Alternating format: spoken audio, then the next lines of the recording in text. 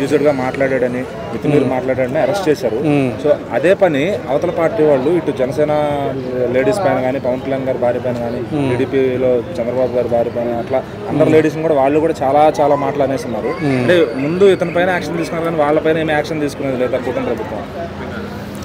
ఒకటండి, గత వైసీపీ గవర్నమెంట్లో ఇష్టానుసారంగా ఎమ్మెల్యేలు, మంత్రులు అసెంబ్లీ సాక్షిగా ఒక మాజీ సీఎం గారు, అప్పుడు మాజీ సీఎం గారు చంద్రబాబు నాయుడు గారి గురించి, వాళ్ళ భార్య భువనేశ్వర్ గారి గురించి, నారా లోకేష్ గారి గురించి ఇష్టానుసారంగా మాట్లాడారు. ఒక సందర్భంలో చంద్రబాబు నాయుడు గారు మీడియా ముందు కంతతడి కూడా పెట్టుకున్నారు. అది మాకు చాలా బాధ అనిపించింది. అందుకే ప్రజలు మొన్న ఎన్నికల్లో 151 స్థానాలు వచ్చిన ఆ పార్టీకి కనీసం అపోజిషన్ కూడా రాకుండా 11 స్థానాలు కూడా ఇచ్చింది. ఆ 11 కూడా ఎందుకు వచ్చినాయో అర్థం కావట్లేదు. అంత వ్యతిరేకత వచ్చింది. ఎందుకంటే గత గవర్నమెంట్లో ఏకాడికి అవతల పార్టీ నాయకులను తిట్టించడం, వీళ్ళ ఎమ్మెల్యేల చేత ఎవరైతే బూతులు బాగా చేస్తారో వాళ్ళకి పదవులు ఇవ్వటం, అదే రకంగా సాగింది. ప్రజలకు కూడా ఇసుకు ఎత్తిపోయింది. ప్రజలు ప్రతి ఒక్కటి చూస్తున్నారు. ఈరోజు టెక్నాలజీ పెరిగింది, సోషల్ మీడియా ఉంది. ఎక్కడ ఏం జరిగినా కానీ ఎమ్మటిని 5 నిమిషాల్లో ఈరోజు వచ్చేస్తుంది.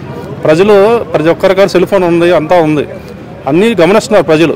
కాకపోతే మన 5 సంవత్సరాలు ఏంటంటే ఎవరన్నా బయటపడి మాట్లాడితే వాళ్ళ మీద అరెస్టులు చేయను, వాళ్ళ మీద కేసులు పెట్టను, వాళ్ళని ఆర్థికంగా ఇబ్బంది పెట్టను, ఆ రకంగా చేస్తున్నారు. కాబట్టి ప్రజలు ఓపిక పట్టారు. మొన్న ఎన్నికల్లో టైం వచ్చింది కాబట్టి వాళ్ళ ఓటు రూపంలో వాళ్ళు తడాకా చూపించారు. 151 స్థానాలు వచ్చిన పార్టీని ఇంటికి పంపించారు.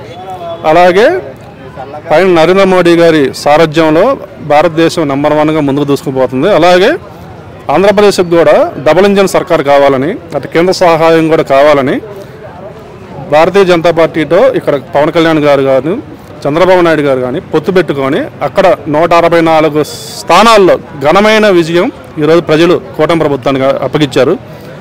ఎన్నికల్లో ఇచ్చిన హామీలు ఒకవైపు, అలాగే రాజధాని లేదు మనకి, రాజధాని నిర్మించాలని, పోలవరాన్ని పూర్తి చేయాలని ఇచ్చిన హామీలు, యువతకు ఉద్యోగ అవకాశాలు కానీ, సాఫ్ట్వేర్ కంపెనీలు కానీ చెప్పిన ప్రతి ఒక్క హామీ నెరవేర్చుకుంటూ వాళ్ళు అభివృద్ధి దిశగా ఒకవైపు సంక్షేమాలు ఇచ్చుకుంటూ ఒకవైపు అభివృద్ధి దిశగా ముందుకు సాగుతుంది.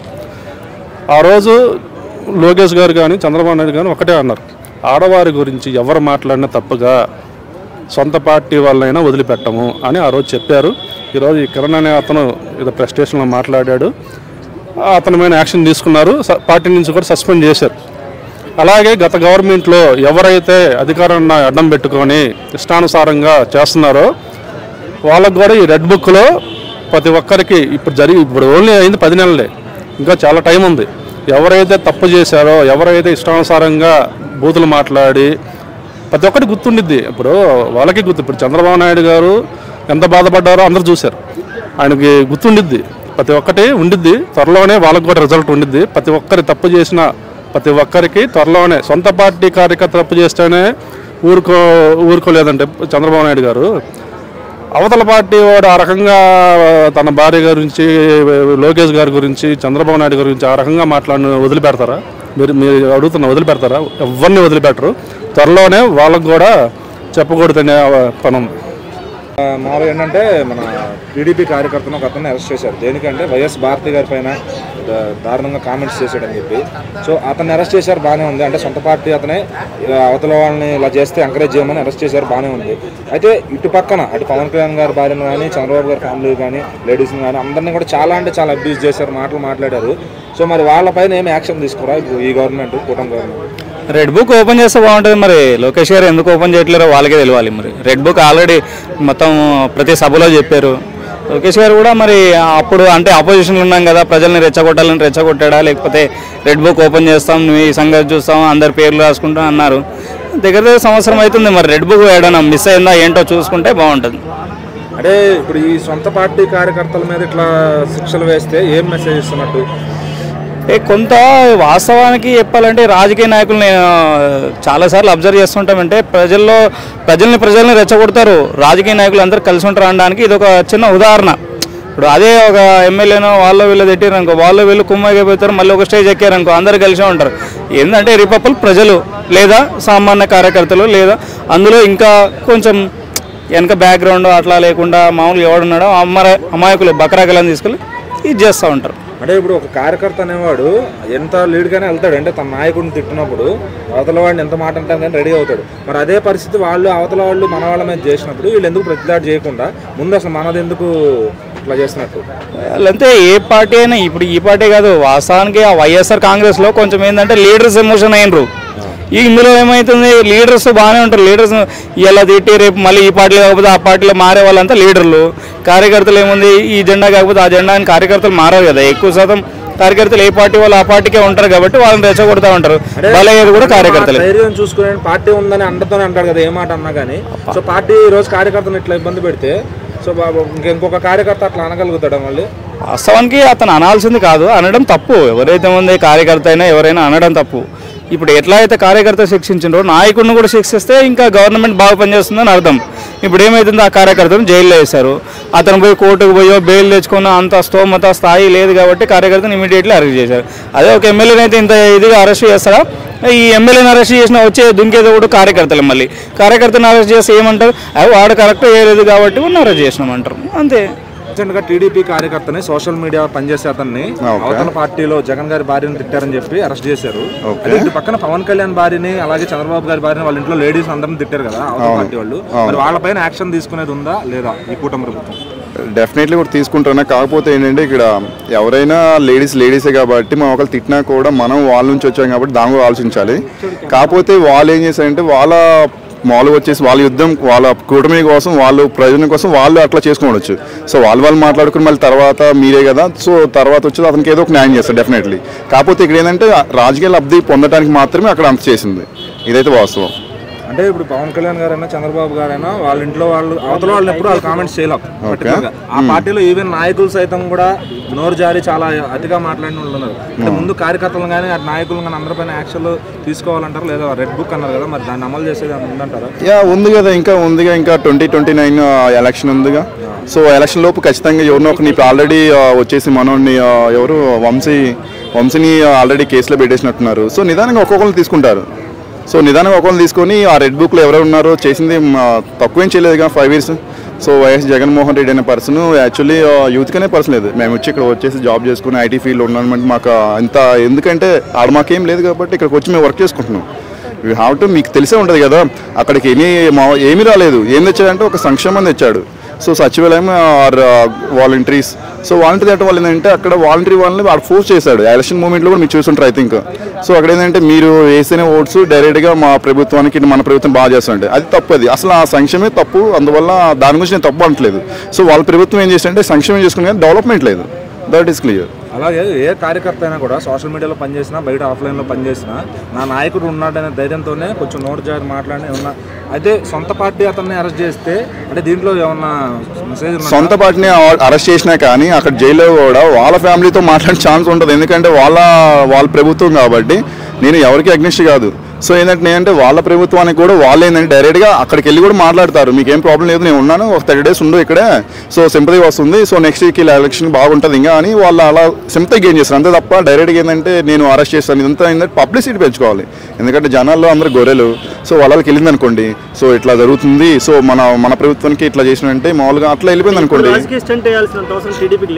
సో ఉండాలి సైడ్కి డైరెక్ట్లా.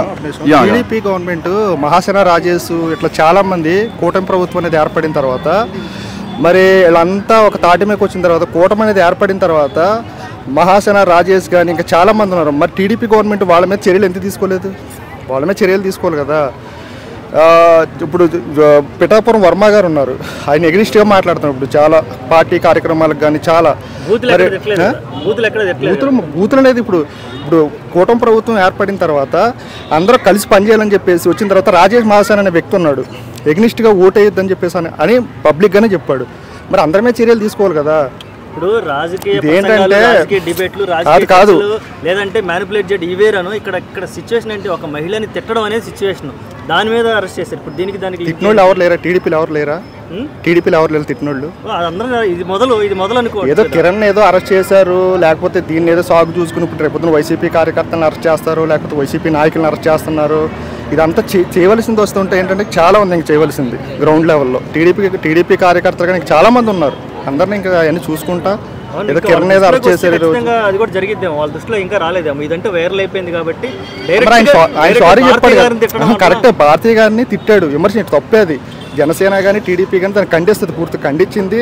ఆయన ఏదైతే చెప్పాడో దానికి క్షమాపణ కూడా చెప్పాడు. ఆయన అరెస్ట్ చేశారు, దానికి ఓకే. అయితే ఏంటంటే టీడీపీలు కూడా చాలా మంది ఉన్నారు కదా, మరి వాళ్ళ మీద చర్యలు ఎందుకు తీసుకోవట్లేదు? మహాసేన రాజేష్ కానీ ఇంకా చాలా మంది ఉన్నారు, వాళ్ళందరి మీద ఎందుకు చర్యలు తీసుకోవట్లేదు? మరి వాళ్ళ మీద కూడా తీసుకోవాలి కదా. ఈ రోజు ఏదో కిరణ్ ఏదో మేము చేసేసాము, నేనేం చూపించక్కర్లేదు, తెలుసు, అందరికీ తెలుసు. ఇప్పుడు నేను స్పెషల్గా వాళ్ళ పేర్లు ఏం చెప్పక్కర్లేదు, చాలా మంది ఉన్నారు, అందరికీ తెలుసు అనమాట. వాళ్ళ మీద కూడా చర్యలు తీసుకుని ఏదో కిరణ్ అనే ఉన్నారు, లేకపోతే వీళ్ళ మీద కూడా చర్యలు తీసుకునేటప్పుడు వాళ్ళని కూడా కొంచెం కంట్రోల్లో పెట్టాలి. వర్మ కానీ లేకపోతే ఇంకా చాలా మంది వాళ్ళందరినీ కూడా కంట్రోల్లో పెట్టి కిరణ్ అయితే ఏదో పైన ఏదో కిరణ్ ఏదో మాట్లాడేసాడు, మేము ఏదో చేసేసాం, లేకపోతే ఏదో టీడీపీ అనేది జనసేన పవన్ కళ్యాణ్ గారు ఏ రోజు కూడా ఆయన లబ్ధి కోసం ఏ రోజు పనిచేయలే. రాష్ట్రం బాగుండాలి, రాష్ట్ర శ్రేయస్సు కోసం అంతా కూడా ఆయన అన్ని త్యాగం చేశారు. అయితే ఏంటంటే ఈరోజు ఏదైతే ఇప్పుడు చేబ్రోలు కిరణ్ గారు ఏదైతే మాట్లాడారని చెప్పేసి కంట్రోల్లో పెట్టారో, లేకపోతే అరెస్ట్ చేసామని చెప్పేసి ఏదో చెప్పుకుంటున్నారో, అలాగే గ్రౌండ్ లెవెల్లో టీడీపీ కార్యకర్తలు లేకపోతే టీడీపీ కొంతమంది నాయకులు ఉన్నారు, వాళ్ళు చాలా వేరే విధంగా కొంచెం పక్కదారికి వెళ్తున్నారు. వాళ్ళ మీద కూడా చర్యల గురించి సో రీసెంట్ గా ఐటీడీపీ సోషల్ మీడియా కార్యకర్తను అయితే అరెస్ట్ చేయడం జరిగింది, ఎందుకంటే వైఎస్ భారతి గారి మీద కామెంట్స్ చేశారని. అయితే ముందు అసలు పవన్ కళ్యాణ్ గారి భార్య పైన అట్లా చంద్రబాబు గారి ఫ్యామిలీ పైన ఇలా కామెంట్స్ చేసిన వాళ్ళపైన అసలు యాక్షన్ తీసుకోకుండా ముందు ఇలా సొంత వాళ్ళని చేయడం పైన ఏం మెసేజ్ ఇస్తున్నట్టు? అంటే అందులో మెసేజ్ ఏముంది? సో ఆయన ఇలా వైఎస్ జగన్ వైఫ్ మీద ఇలా అంటే ఇవి చాలా సెన్సిటివ్ టాపిక్ అనమాట. ఆయన చేసిన అలిగేషన్ ఏదైతే ఉందో అది చాలా సెన్సిటివ్ టాపిక్. నిజంగా ఒక పబ్లిక్లో నిజంగా లేడీస్ గురించి అలా అనకూడదు. సో టీడీపీ పార్టీ వాళ్ళు మంచి డెసిషన్ తీసుకున్నారు నిజంగా, ఎందుకంటే దీన్ని ఇలానే టాలరేట్ చేయాలి, లేకపోతే తర్వాత అసలు చేయడం కష్టం, ఎందుకంటే ఇది ఇలా పెరిగిపోతుంది.